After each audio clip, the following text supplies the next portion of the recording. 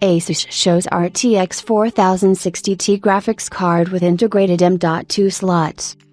Tony Yu, General Manager of ASUS China, demonstrated a prototype GeForce RTX 4060Ti graphics card that not only performs its primary function, but also has support for two M.2 2280 SSDs.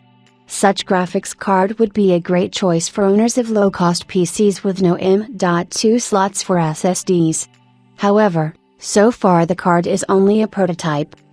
The card itself is a regular RTX 4060Ti with 4352 CUDA cores and 8GB of memory, but with two M.2 2280 slots with PCIe 4.0x4 for SSDs, one on the front panel and one on the back side of the PCB. As you know, the RTX 4060Ti has a PCIe X8 interface and the drives have a PCIe X4 interface, so the card ends up using all of the motherboard's PCIe interface bandwidth, and this should not affect the graphics performance of the graphics card in any way.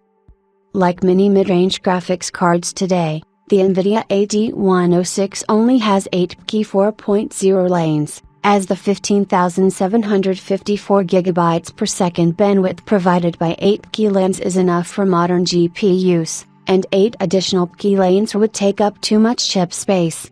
Some may see this implementation as a disadvantage, but ASUS saw pluses in this case.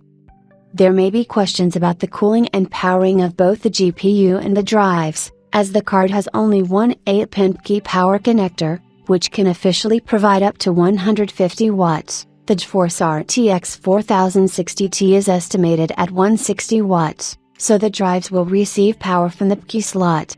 As for the cooling system, it is designed to cool both the GPU and SSD drives.